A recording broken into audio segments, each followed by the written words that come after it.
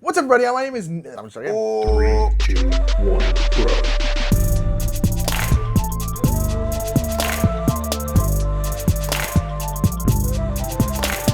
What's up, everybody? My name is Nick. I'm Mike. We're the Brothers Murph. And this is another top 10, Mikey. This is top 10 games that grew on us. This is the inverse to our previous top 10, which were top 10 games we've cooled on. Now we're going to be trending upward. And while that was a negative list, we were still pretty positive, but this is kind of like the positive opposite. We're going to trash these games. We're going to be destroying these games. So I will say, one thing I did, I think you try to do the same thing. I was really trying to find a game I used to like hate, but now I love. And I couldn't find one. No, because there's when just you not don't like many. a game, we just don't play it. If you have a really bad time, I'm not Why would going you to keep do playing that it? again. Yeah. But there are games we were sort of lukewarm on after a first play, or were neutral on that then grew, and I think that's what this list is going to be. Or even like sometimes like, I liked this game in the beginning, but now I freaking love it. And so like they're always going to be growing, but it's going to be a ramp up. I found one where I was like, I used to not like this game, and I will say at this point that I like it. I still don't love it, but like it's definitely grown. But it grew on you. Yeah, so that's all that this criteria is that you like it now more than the first time you played it. And yeah, per usual, we're making people mad because we make lists, and we're always wrong. So So make sure to thumbs like up now. right now. Do it right now. Hit that subscribe button Subscribe so now. you don't forget to do it later. Don't do it later because then you're going to be mad at us, but do it now and then you'll be safe. And you can always undo it later, but don't do that. But you could do it now. So thumb it up now. And in the meantime, we'll get ready to do our number 10.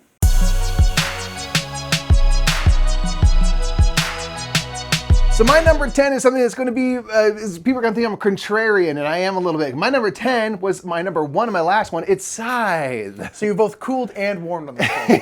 I warmed and then I cooled on it. So Scythe was my number 1 game I've cooled on. But that does not take away the fact that this game had a meteoric rise for me when I first started playing it. You didn't like it the first time. The first time I played it, I was very neutral. I was just like, okay, all right. And then I played it again, and I was just like, ooh. And then I played it a third time, and I was like, yee! And I was semi-convinced for one moment that it was the greatest game of all time. For 1 minute, I was like, this might be the best.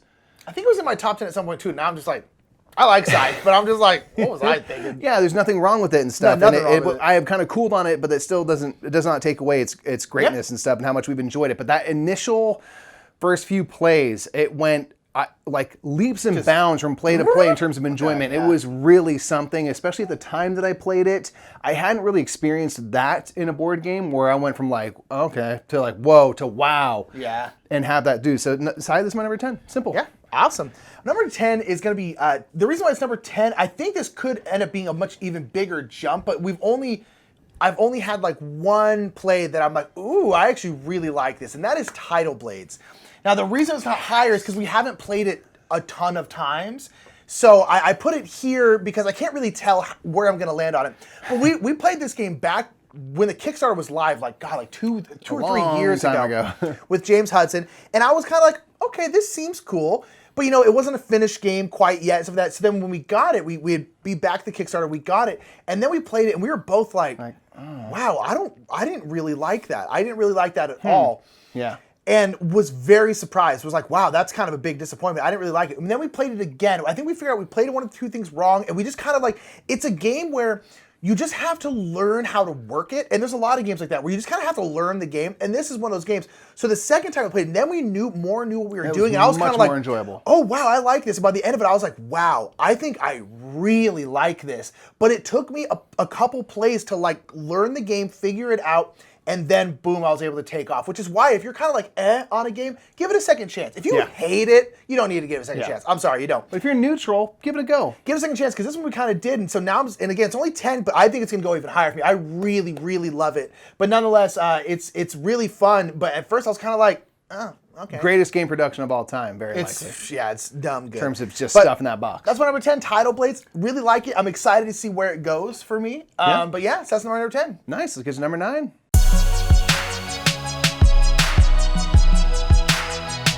So my number 9 is a game that I started off liking, but now it is, oh God, I don't know. I have no idea where it is, but it's high up. And that is Eco's First Continent. Oh, yeah. Now, I've always liked Egos. I've always liked it ever since we yeah. played it. And again, a lot of these games, like I started off liking them. This is very much that. But every subsequent play, we've played it a number of times. Every single time I've played it, I like it significantly more than I did before. Egos is a game where you are building out this continent of like water and like grasslands and deserts essentially. And you're playing these cards out, and the cards can put animals on them, they can put down mountains and trees, and you're basically trying to score the most points through these cards, and you're trying to manipulate the continent to look like how you want it to look for your cards. The cool thing is there's a butt ton of cards in the game, and they're all So unique. many. And they all work totally differently. And so you're constantly trying to like make this look how you want it to look so you can get the most points, but everyone else is doing the same thing. And it just works. The production is great, and it's a John D. Clare game. I love John D. Clare games. And this is a game at first I was like, okay, cool, I liked that, I like that. And then every time I'm like, man, I really like that. We played it again, I'm like, I really like that. We played it recently again, I'm like, I flat out adore this game. We also just got the expansion, which I'm excited about. Yes. Ego's First Continent is incredible. I absolutely adore it. And it, again, start off liking it, but it has just been going like, and I don't really know where it's going to end, but I think it's going to end pretty high. There you go. Yeah. My number 9 is number 9. And no, I did not plan that. I wish, I'm not going to lie and be like, that's so clever. I just noticed right now, like, oh, number 9 is number 9. That's great. But That is that's just, nice. it just happenstance. Yeah. But it is a great game. Boom. So this is a tile laying game where you are trying to build out these polyomino tiles using numbers, kind of abstracted versions of numbers, and you're trying to stack them up off the ground. Because numbers, as you build on the table level, they're not worth anything. But if you manage to get them one level above that on the first level, they're worth their face value. So 9 would be worth 9 points. But then you can build up even higher following just a couple of rules, and they start to be worth ×2 and ×3 and stuff like that. So you could get way up there. So we played this first like in a cafe at a convention. We were taking a break and just played this quick little game. And because we're playing that while like waiting for a Starbucks and stuff, I enjoyed it. Yeah. But I don't think I quite realized how brilliant it is in terms of like simplistic rules. So simple. And how you can get very good at it. Yes. You can get very good at this game. You can Which start you to wouldn't see expect from just this rule set. yeah, you know, and so like as we started playing, I started to be able to do some stuff. I was like, man, this is really great. It's a great spatial puzzle game. It's super simple. Everyone, you're going to play through these cards. You flip over a card that has a number on it, so everyone has to play the same things in the same order. And it's about how do I build in such a way that's better than the way you build, but we have the same information at the same time, we have the same access to everything, and we get all these wildly different results. So a lot of roll and rice and stuff and flip and fills work out the same way.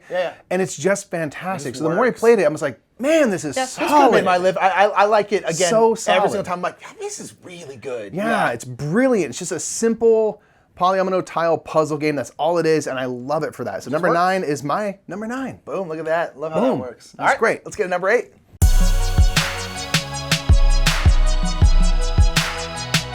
So my number 8 is a dexterity game that I was pretty sure I was going to like. And then when I sat down to play it for the first time, Ruel Gaviola said, welcome to the cult. This almost made my list too. This game is Crokinole. Crokinole is a dexterity game. All you're doing is flipping these little discs so good. in on a circular board and trying to get to the middle and just score. And so it's a 1v1 mostly. You can play teams where you're just tactical, knocking discs around and trying to be in the innermost circles to get points. And that's the whole game. And so this is one I'm like, this seems like something I'm going to enjoy. And then literally at Dice Tower West, Ruel was just sitting people down one after another saying, play Crokinole. I'm going to teach you, we're going to play it. I'm going to teach you, we're going to play it. Come on down. We're going to fold you right in. And I got brought in and was immediately completely enamored to the point where I'm like, I'm looking up a board. I know they're expensive. I don't care. I want to look it up. I want to find out how much they are. Crokinole is just beauty and simplicity. Yeah. It's just a fantastic flicking game. That you can get really kind of good at and tactical, but again, simple. It's just if there's no opponent's discs, you're just trying to get into this inner ring. If there's an opponent disc, you have to carry them off of that. You have to touch at least one of their discs and then also try to get into the ring. So you're trying to knock your opponents out of the way while going to the center. That's all you have to worry about, and that's all the challenge you need because it's very hard. It's like, oh, I can get it right there. You're like, can you? Easy. Crokinole's amazing. It's my number 8. It's great. It's so much better. I knew it was going to be good, and I just wasn't even prepared. It was so ridiculously fun. Yeah, that's fair. That's fair. My number 8 is a game I played today. I played one game today. Oh, yeah, you did. I'm like, I wasn't there for it. That's why I streamed this morning, and I played Ex Libris this morning. It's my number 8. I really like Ex Libris. Ex Libris is a worker placement kind of I guess set collection kind of thing. You're building out a library. You're building out this kind of mythical library. You have every library has a special ability, and you're basically trying to get these book cards. The book cards are Nice orderly shelves. yeah, and then you have to put them alphabetical in a nice stable shelf. It's really, really fun, a very tough puzzle because there are 6 different genres of books. There are some genres you don't want because those are banned books. Some books that you really want because they're like prominent books. And so it's this big puzzle of trying to work it all out. Now, I like Ex Libris. I've always liked Ex Libris, but we played it, we were like, okay, cool, this was good. And then we kind of played a little bit more multiplayer, and it gets harder and harder to play because there's some graphic design decisions, particularly the text is incredibly small, and it makes it very difficult to play multiplayer unless everyone is super familiar with all the locations. But then what I discovered is Ex Libris Solo. And over time, it has become by far my favorite game to solo. Yeah. By far at this point. I played it again this morning. I freaking love it solo. So this is kind of an It's interesting so situation good. because I was like, I like it, but then it went kind of down because it was hard to play and hard to get to the table. But then I discovered the solo play of it and it went boom and right back up. Yeah. And it has stayed in our collection because I think you're the same way. I prefer this game solo. Yeah, this is probably one of the only times, definitely the only times where like a solo variant saved this game. Yes. If it didn't was have on a its way solo out. variant, we wouldn't own it anymore. But the solo is that good. Because it's a great game. It's just, they make it hard to play. But when you're solo and it's just you and you can really just get into the puzzle of it, it's so much fun. So this was one that was on its way down, on its way out, and the solo went boom, and so it grew cool. on me Yeah. so much higher than it ever Nick was. did a You Can Solo That video right. about this, talking about, it goes into how the solo functions and then what Nick's thoughts are. Now, spoiler alert, you know he likes it a like lot. it a lot. But yeah, it's just very It's well done. really good. Yeah, It's very well done. I like it a lot. So Ex Libris is my number 8, and it's honestly because of that solo version. So Love that. have solo versions because it can really make a difference. It can be the saving grace of a game. That's our number 8. Let's get into number 7.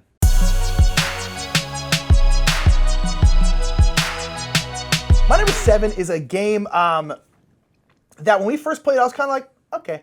And then as we played it more, I'm like, I actually really enjoy the stress of this game and the puzzle of this game, and that is Miyabi.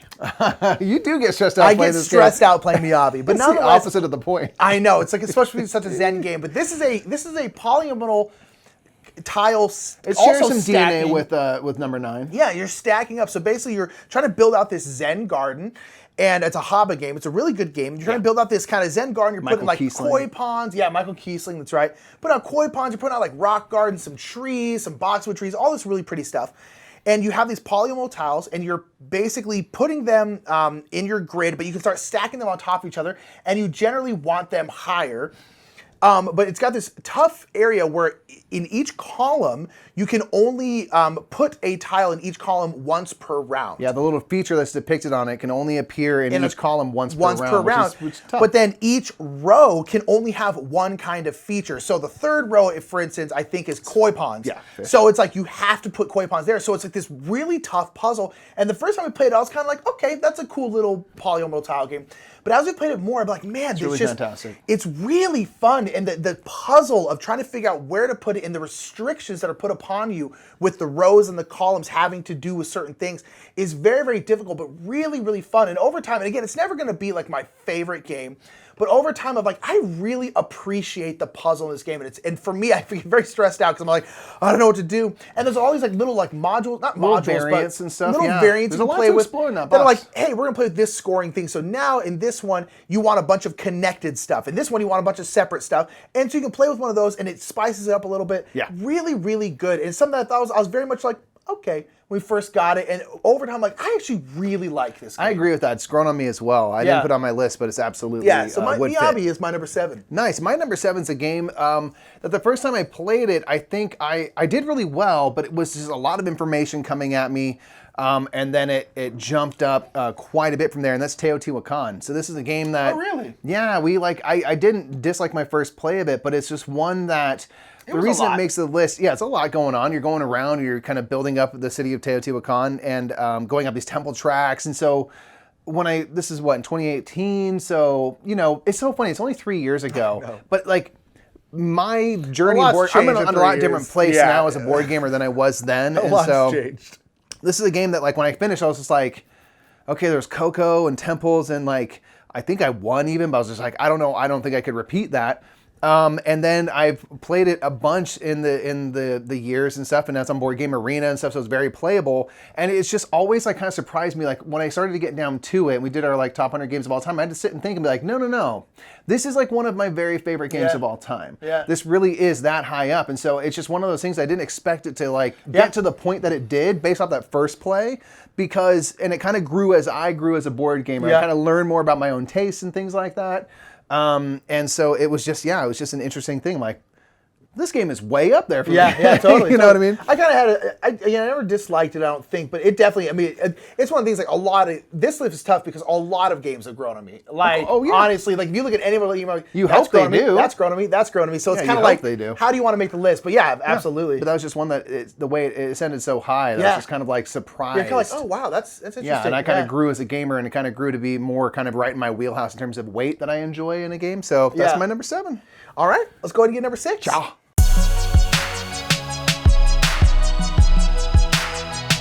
My number 6 is a game that I was initially enjoyed and then was very disappointed by. And then now I'm kind of rising up and seeing the goodness that it is. And that is Disney's Villainous. So this is a game that I've had I'm quite kind a of the journey same with. boat. I'm in the exact same boat. I don't know what it was. Like, here's the thing that we've always come back to. And again, this is a time where people are going to be like, I've heard you dog this game and stuff. And so it's like, I know I'm figuring it out as I go. This is a game that when it first came out, I remember this was like at Gen Con. Remember, it was like, what is this game? Yeah. Because they have these really cool figures and stuff. And so like it was like everyone was trying to get their hands on it and stuff. So I remember like create all this buzz. Then eventually we got it from like Target. It's sells like in mass market places. Picked it up.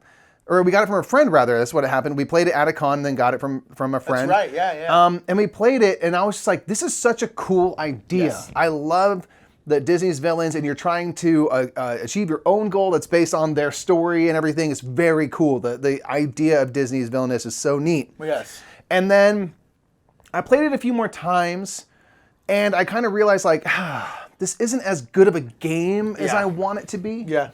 And I think part of that was playing with too many players and stuff like that, where the game gets 3 too players, slow. tops. The game can kind of go on and on because you're trying to actively derail each other's plans and stuff. So it can kind of go on and on. And so then I kind of was just like, I'm out on that game. I don't care. And then I started playing. We did a Gen Con tournament, and so we got to play it a few weeks in a row. And I was just playing as Gaston, one of the newer characters. And as we were playing, and I realized if you're playing quick, if everyone's just kind of doing your thing, you're kind of doing your thing, it's really delightful. Yeah. It really honestly is a good game. Yeah. It's not like my favorite game, but I have And I don't think it's as good as it could be. No, I think I still agree with that idea. It's like, it's not as good as its premise, because its premise is brilliant. Yeah. It's so cool. And its production is brilliant. Yeah, but if you play it fast and you're about it and stuff, I think it can be very satisfying how the characters definitely make sense thematically for their world and everything. It is really brilliant in that way. So you kind of, for me, it's just like be selective who you play with, make sure you're playing a quick game so it doesn't outstay its welcome, and then we're good. But it does have some good value. Yeah, for sure. We were playing games where we had a hard limit at 30 minutes, and I was like, that's good. I like this at 30 minutes. So Villainous is my number 6. I played my roommates recently, and same kind of boat. I was like, I like this.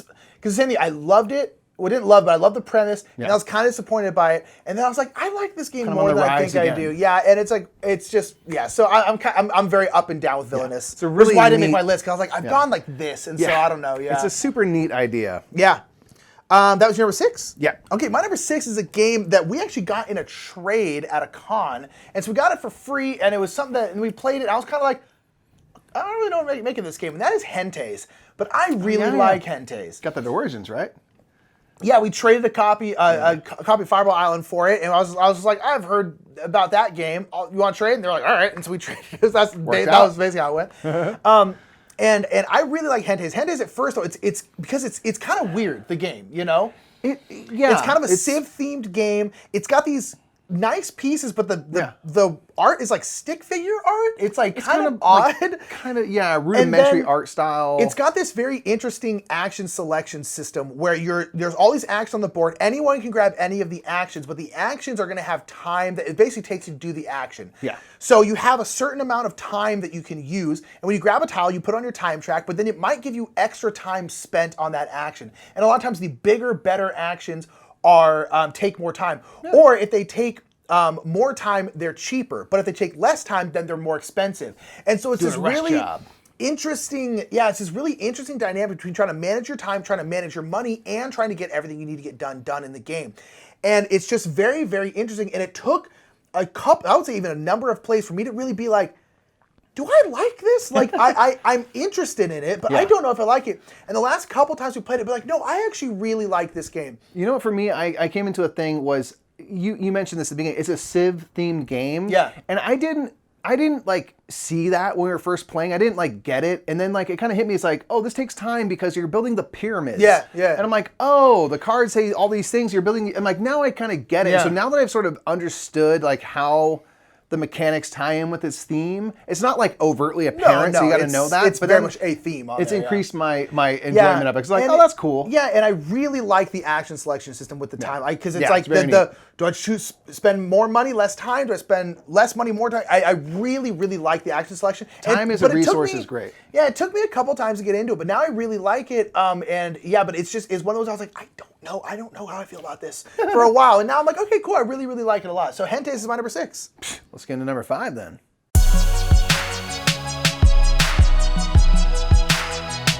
All right, my number 5 is a game that is, I guess, the third game in this line, and that is Oceans. I guess Evolution Oceans, because there's Evolution Climate, which you can combine, and now there's Evolution Oceans, which is its own game. Now, the reason why Evolution Oceans has kind of risen for me is because when we first played, we were kind of debating whether or not to get it, because we were like, we like Evolutions, we have Evolution Climate. Do we need another Evolution game? And I think the answer is ultimately no, if it was the same as old Evolution. You know what I mean? Of course, yeah. And so we ended up getting it, though, because I honestly, I'd get it just for the art, to be completely honest. But nonetheless, we got Oceans, and then we played it, and I was kind of like, okay, it's kind of another Evolution. I was like, meh. All right, I don't think I needed another Evolution. I like the climate theme on the other one. But then we played it a couple more times, and I was like, oh, no. This is a pretty different game. Yes. And not only is it a pretty different game, it's one I like significantly more than Evolution. You can do some pretty cool stuff in that game, and like with fairly little, like there's kind of like 11 types of cards if you're playing like the basic version of the game, and that's a good way to start just to kind of figure out how things flow. And it seems really limited. Seems very limited. Because you're like, there's only like 11 cards. Like, why aren't there more cards? But it's because what you can do in the system you can build with your species. In Evolution, you're evolving species to try to adapt and essentially eat the most food. This is very much the same in that regard, generally. And the other one's just about adapting, but this one, it's this big circle of species, and everything really plays off each other, and it's super interesting, and I really like it. But at first, I was kind of like, okay, it's just another Evolution. I don't think I need another Evolution. That's too bad. And then we played a couple more times. I was like, no, this is kind of different. And I was like, oh no, this is pretty darn different, and I think I like it more. And then it kind of kept going down that line. I was like, oh no, it's still Evolution, of course, but it's just like, it's pretty darn different, and I like it significantly more to the point where I'm like, okay, personally, I don't feel like they need to have Evolution anymore, because I would every single time rather play Oceans. Yeah, and Oceans is cool because you can play with those basic cards, or you can add the deep cards, and they're all sorts of weird, and they change up a lot of stuff. So you have like, you can kind of play different modes. Like for the most part, you'll default to playing with the deep cards because it is more diverse and everything. But you could always go back to just the basic cards to teach someone the game. Well, which is a cool like way to those get around mid-game kind of, not goals, but I guess like trigger points that happen, and those switch out and those change stuff significantly. So like, it's really good. I really like Oceans a lot. Yeah, exactly. So Oceans is my number 5. Nice. My number 5 is a game that I kind of just now remember. Like, this is better than I thought. And it's a game called NagaRaja. Yes, so I almost put this. This is a game that we got last Gen Con we went to, and it's a Bruno Catala and Vincent Dutrait art game. Brutrait. And it's a 2-player game, so it's kind of like a la Raptor. It doesn't function in any way like Raptor, but that same kind of DNA there with the people and stuff. And you are like adventuring in tombs, like you're kind of going into temples or whatever it's supposed to be, and you're trying to explore. It's all kind of abstracted. But you're trying to find like dragon eggs and things like that, and there's cursed idols, very Indiana Jones. And so it's through this card play, and you're playing out these cards in kind of the first phase as you get this tile, and you're bidding to hopefully put it into your temple versus your opponents, because you're trying to kind of race to find all these jewels and things. And so you can play out cards. At the top will give you a bunch of these kind of fate sticks, which are kind of like D4s that are like little French fries. And then you roll those out, and then whoever has the most pips will win that bid. But then you can also play cards. The cards at the top will give you those kind of fate stick powers. Then as you roll nagas, these little snake symbols, you'll get to use the cards for their bottom effects, which will move stuff around in your tile, allow you to peek at different more cards, different lots of cards. stuff, There's a bunch of things. So there's kind of these multi-use cards, which I really enjoy. Yeah. And so last time we played it, I was like, this is really cool. It's really neat. I love multi-use cards for one, so that was something right up my alley. And I think I kind of really realized, like, you can really work things in, I feel like the first couple plays, I'm like, man, it's just like the luck of the draw. I either get the good stuff and I make the pass or I don't. But it does match thematically. You don't know what's in this temple, so you have to kind of find it and stuff. You can peek at things by playing those cards. So I learned better how to do the card management. Yeah. And we also in the first couple of games played stuff wrong in terms of like how people get cards. Yeah. And so we were always like card poor. Yeah. And so I really enjoyed it this time. It really grew on me a lot because it was like, it helps when you play the game correctly. Yeah. The last few times I've been like, okay, I feel like this more. And then we played it recently, Like, this is and I really was like, solid. no, I actually really like this game. It's Great, solid little 2-player game. Yeah. That just goes Just quick. works. It's It neat. just works. It's not gonna blow the roof off, but it works. It's very good. Yeah. It's neat. And that's my number 5. All right, let's get number 4.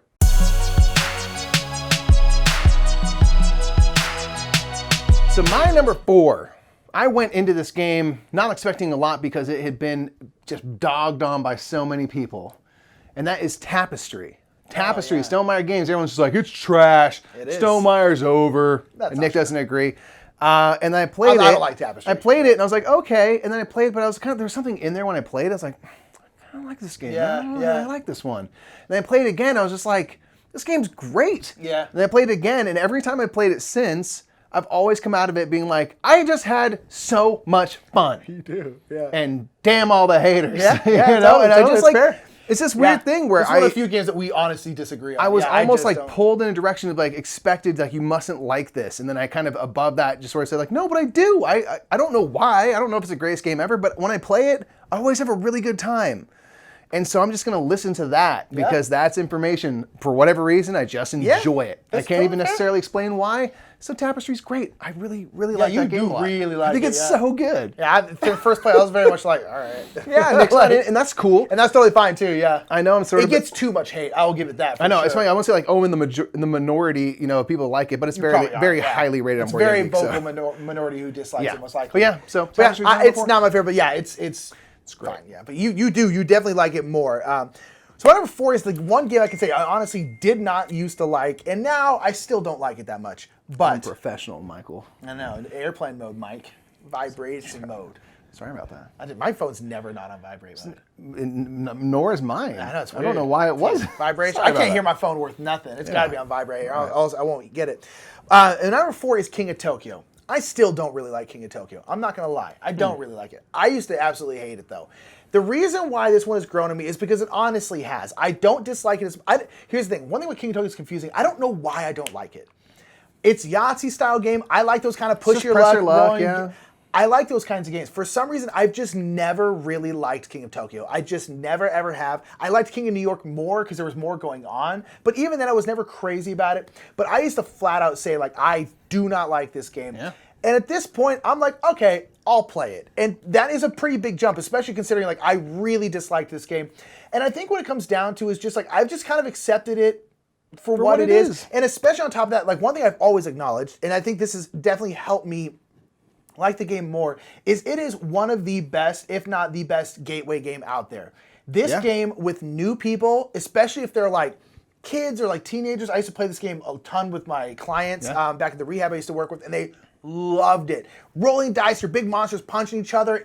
People like It's one those of the kinds of games. first board games I ever played. Yeah, and it's a great gateway game, and that I think has made me acknowledge, I'm like, no, I need to like this game more than I do, because it's one of the things like, that's one I would have in my collection, and it's a game I don't particularly enjoy, but because it goes over so well with people, it's kind of that reason has kind of turned me around to it to a degree. Again, I'll never love the game, but it has grown on me, and I think it's just because I'm like, no, I honestly think it's a good game, because I do think you can acknowledge that something is a good game and still not like it. Of course. You know what I mean? And this is that for me. I understand that this is a great game. I just don't like it. And that's totally fine, And it's one of those things, but it has grown on me, and one of the main reasons because it just goes over so darn well. Yeah. And when it does go over so well like that, it's hard for it not to grow on you. It just does. So again, I'll never love it, but it's grown on me. Yeah. And so it's my number 4. I love that. Well, let's get into number 3.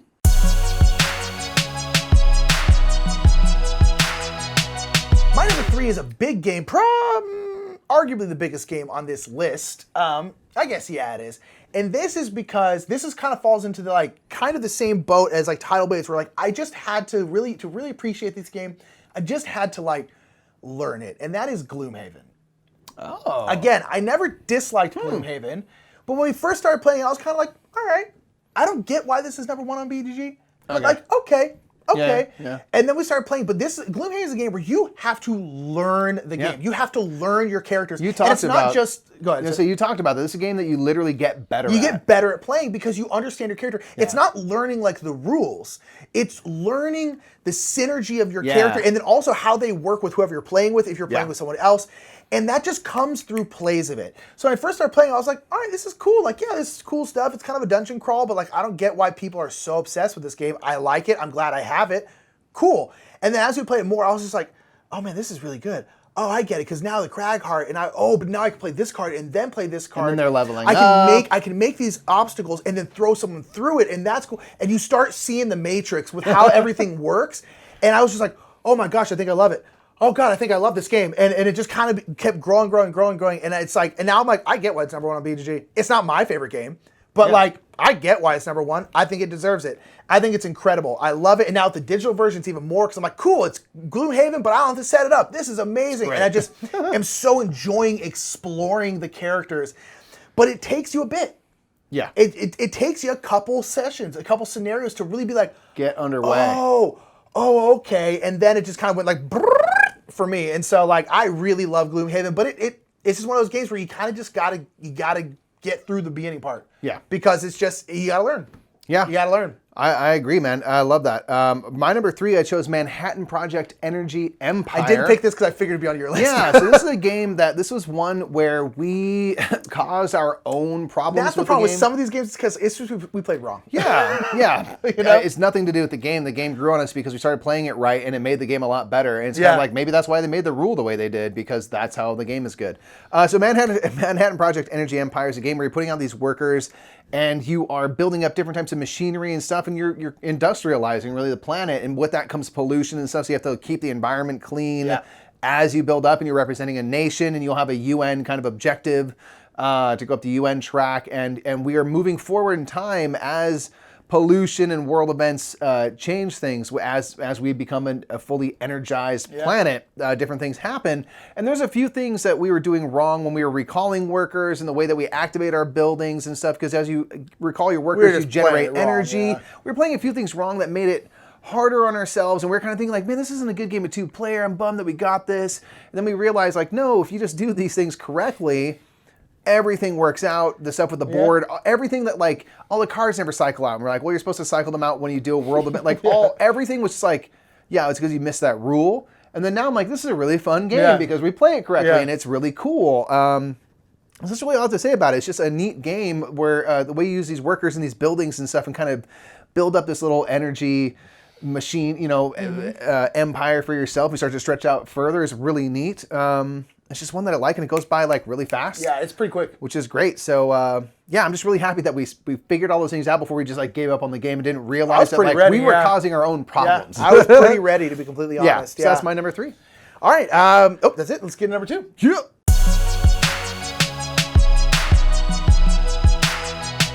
So my number 2 is not so much a product of like didn't like it the first time, but it was similar to Teotihuacan, where I was just like, man, this is really good. It's Rajas of the Ganges. This is a game that I enjoyed the first time. Interesting, okay. But again, you're learning a lot. There's a busy board. There's, you're buying stuff. You're using these dice, figuring out how to use those dice to ultimately get your money and your fame tracked across.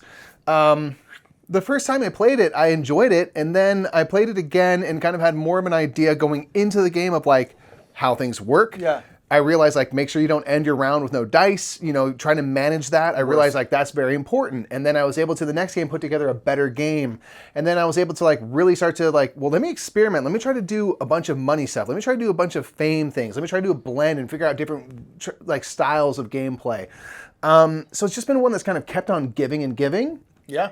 And I've realized like, oh, I can go this direction, I can go that direction. They're all viable. And so it's just kind of grown on me. I love the look, the packaging, the dice kind of as currency and stuff, all the different little things you can do. It's just one that started off good and it's just gotten better. Yeah. It really has just continued to grow. Yeah. And I don't see that changing. Now with a couple of goodie boxes, a bunch of tiny little modules you can play just to add flavor. Just little flavors. Yeah. It's great. Fantastic dice game. Fantastic. Dice game is so good. as good, arguably better. It's so good. So good. It's so good. So Raj the Ganz is my number 2. My number 2 is it grew on me not because the game was bad, but because we were, I guess, or at least me, I think both of us were wholly unready for it. And that is War of the Ring. Now, I almost made my list. I figured it'd make yours, so that's why I didn't put it. And the reason this is, we got this game very, very early on. Way we too started early. playing board games because we love Lord of the Rings. Yeah. It's got minis. Everyone said, this is Lord of the Rings in a box. I'm like, cool, bought it. Give me, please. That's all I need. And so we got it, and it was wholly too much. Just way too big, way We too at many one point rules. set aside like 8 hours to play it and did not get close to finishing Didn't get in time. through it Like, because it was, we didn't know what we were doing at all. It was a whole thing, but we kept it all these years. Mainly one of the main reasons because I painted the entire thing. So I was like, well, I'm going to keep it just for this. And it was one of those things where I was pretty resigned to the fact that I was like, okay, look, War of the Rings is going to be a game I never play because it's too much. It's just a shelf But it's a piece. shelf piece because I love Lord of the Rings. I love the box. I spent all this time painting it. I'm going to keep it just for that. Yeah. I already spent the money. There's no point in me getting rid of it. Like, let's just go ahead and keep it. And I was kind of resigned to the fact that, like, it's just never going to be a game that we're going to play because it's too much. And then we had to play it for our marathon. We played all of our games in 1 week back in the fall.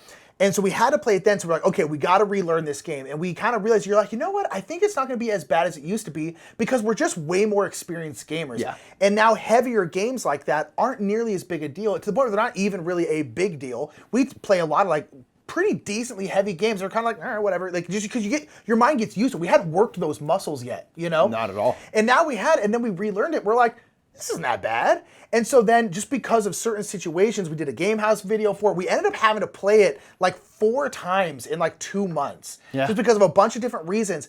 And every single time I was like, man, this game is really not that much for us to handle. It's still a big, long game. Yeah. But it's like the rules aren't that bad. And I'm like, oh, no. I really love this game. Yeah. It's not just I have it. It's not just that we have it because like we painted it and we love Lord of the Rings. I was like, no. I actually really, really love this game. And so it's my number 2 because I was just resigned to the fact that I was like, cool, I'm never going to get to play this game. Just be a kind of cool thing to look at. Be a once cool in thing while. to have, right? And then now I'm it's like, like, oh, we're good. I can and play now this. it's just climbing the ranks really good. because I really love it. So that's my number 2, War of the Ring. Nice. Let's get to our number 1s.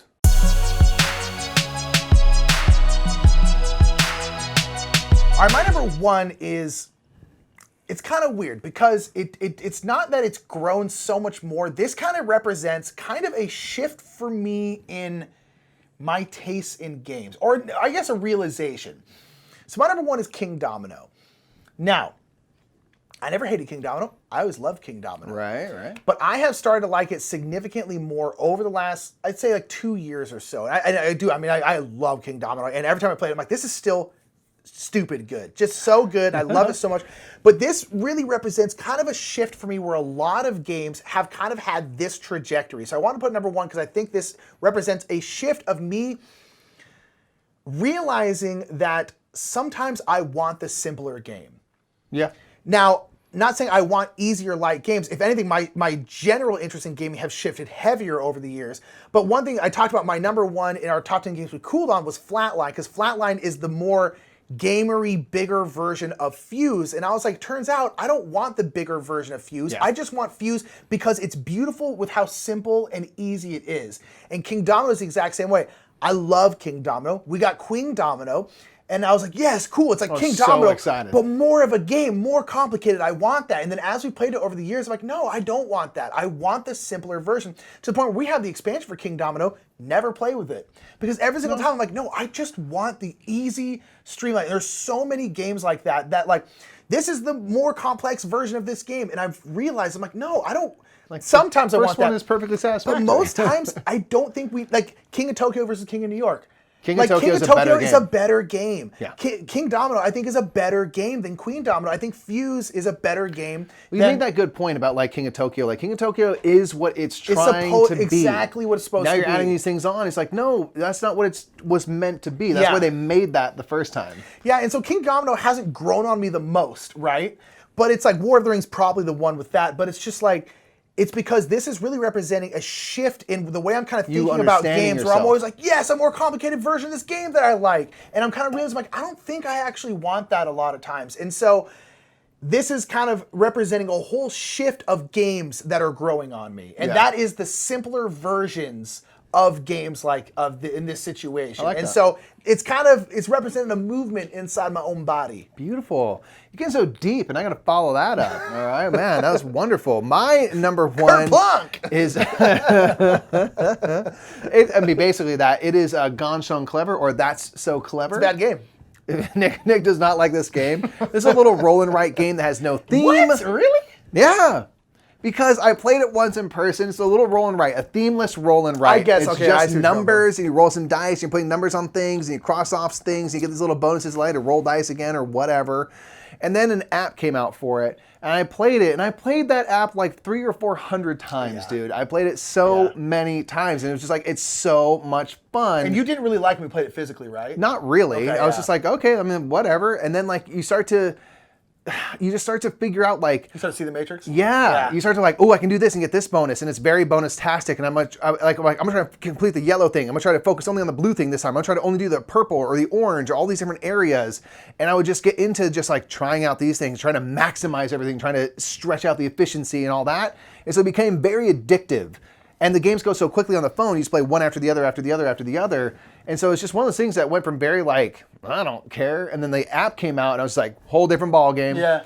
And I've gotten all three, but the number 2 and number 3 haven't gripped me the way the first one did, because I think I was just so surprised by how much I actually enjoyed trying to figure out like just how to maximize every single thing you do, given the randomness of these dice. So it's kind of beauty and simplicity.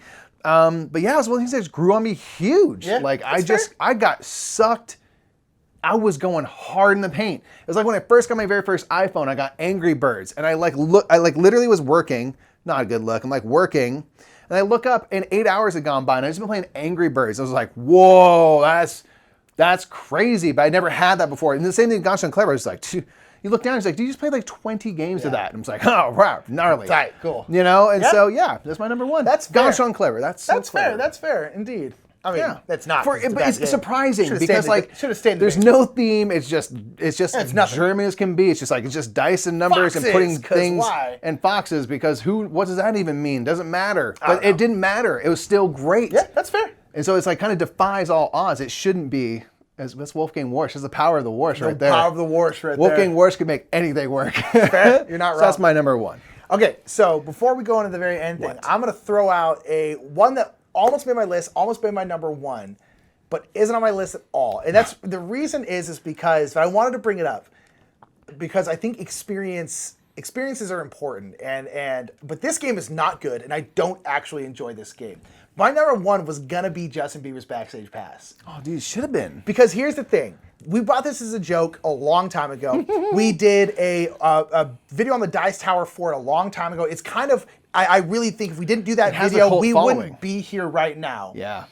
But here's the thing, and it's not a good game, but every single time we play Justin Bieber's Backstage Pass, it's one of my the favorite best gaming times. experiences. Yeah. And so I was like, you know what? That game has grown on me so much inside my heart because of how much fun we have playing it. Because it is ridiculous, but that's why it's so much fun, because we have so much fun being ridiculous. But then I was like, no, but I don't actually like that game. I just enjoy the experience. But that's one thing where an experience could really change the way you feel about a game. To the point where I almost put that on my list, even though it's not a good game. But it's like, so I just want to throw it out there. That one almost made my list. A bonus game for close. you butts out there. Very nicely done. Good games all. Yeah. I agree with almost everything you put. Yeah, I'm same, I agree. except for the trash games. That's you put. fine. Yeah, I get it. Yeah. Makes sense. Thank you so much for joining us for another top 10. If you have games that have grown on you, put them in the comments below. We'd love to see like what games kind of started off in a place of mediocrity or just a neutral place for you, and then grew on you. If you have a list you want to see us tackle, whatever that might be, put that in the comments as well. And we like to thank our patrons during our top 10s, because you make a lot of these things possible. You help us have this career. Like, we get to do this for a living. Weird? Because we started making silly videos about Justin Bieber, and now here we are. So thank you to all our patrons who help make that possible. If you are interested in supporting us, Patreon's a great way to do that. And as always, telling a friend about what we do here at this channel is another fantastic way to support. So we appreciate you. That's all I got. That's it. All right, that's our top 10 games that have grown on us. We will see you in the next top 10, everybody. Until then, I'm Mike. I'm Nick. Later, everybody. Bye. You know what's grown on me? What? People click and subscribe during these end bumpers. Yeah. Good thing we always plan these. I know. If you Yeah. want to see the last top 10 games we cooled on, it's going to be right up there. And if Yeah. you check out this down here, it's going to be something super duper fun. That's also a great board game related content. Whoa. Check it out Crazy. today. Like we said, subscribe, turn the bell notification on so that you hear when we have videos coming out. Yeah.